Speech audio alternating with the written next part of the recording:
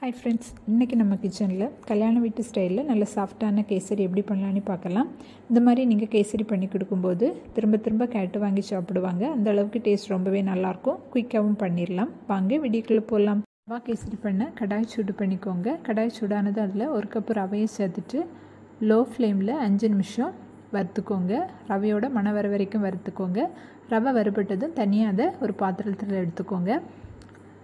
அதே கடாயில் 1/4 cup sunflower oil சேர்த்துக்கோங்க. கூடவே 1/4 கப்பு நெய் சேர்த்துக்கோங்க. கடலெண்ணெயோ தேங்காய் நல்லெண்ணெயோ சேர்க்காதீங்க. நெய்யும் எண்ணெயும் சேர்த்து பண்ணும்போது கேசரி சாப்பிட்றதுக்கு திகட்டாது. தனியாக நெய்யிலே நம்ம பண்ணும்போது சாப்பிட கொஞ்சம் திகட்ட மாதிரி இருக்கும். எண்ணெயும் நெய்யும் சூடானது அதில் ஒரு கைப்பிடி அளவுக்கு முந்திரி சேர்த்து வறுத்துக்கோங்க. முந்திரி லேசாக வறுபட்டதும் அதில் ஒரு 15 கிஸ்மிஸ் சேர்த்துக்கோங்க. கிஸ்மிஸும் நல்லா வறுபட்டு உப்பெல்லாம் வரும். அது வரைக்கும் வறுத்துக்கோங்க. முந்திரியும் கிஸ்மிஸும் நல்லா வறுபட்டதும் தனியாக அதை ஒரு பாத்திரத்தில் மாற்றிக்கோங்க. அதே கடாயில் 1 கப்பு ரவைக்கு 3 கப்பு தண்ணி சேர்த்துக்கோங்க. தண்ணி சேர்க்கும்போது கவனமாக சேர்த்துக்கோங்க. ஏன்னா நெய்யும் எண்ணெயும் சூடாக இருக்கிறதால வெளியே தெறிக்கும். அதனால் கவனமாக சேர்த்துக்கோங்க. தண்ணி கொதிக்க ஆரம்பித்ததும் இதில் கேசரி பவுடர் சேர்த்துக்கோங்க. கேசரி பவுடர் சேர்க்க இஷ்டம் இல்லைன்னா குங்குமப்பூவை அரை மணிக்கூர் தண்ணியில் ஊற வச்சுட்டு அதை கூட சேர்த்துக்கலாம். கலர் கிடைக்கும். இப்போ ஃப்ளேமை லோவாக வச்சுட்டு வறுத்து வச்சுருக்கிற ரவையை சேர்த்துக்கோங்க. கொஞ்சம் கொஞ்சமாக சேர்த்து இந்த மாதிரி மிக்ஸ் பண்ணிக்கோங்க. 2 நிமிஷம் இந்த மாதிரி கையெடுக்காமல் கிளறிட்டே இருங்க.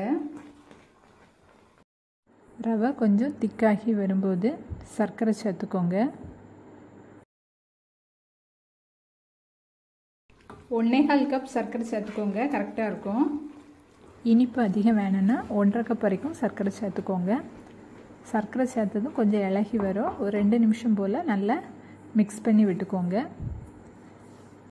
ஃப்ளேமை லோவாக வச்சுக்கோங்க.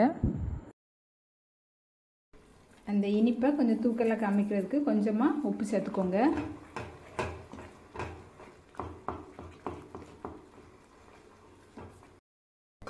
மூடி போட்டு ஒரு 5லேருந்து 6 நிமிஷம் வச்சுக்கோங்க.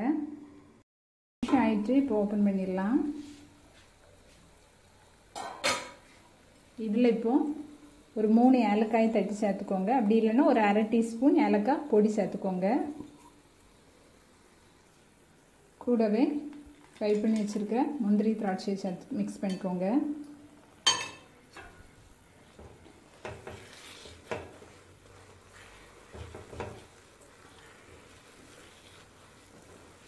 இப்போ ஸ்டவ் ஆஃப் பண்ணிடுங்க. நல்ல சாஃப்டாக அல்வா மாதிரி சூப்பராக ரவா கேசரி ரெடி ஆயிடுச்சு. நீங்களும் ட்ரை பண்ணிவிட்டு கமெண்ட் பண்ண மறக்காதீங்க. தேங்க்ஸ் ஃபார் வாட்சிங்.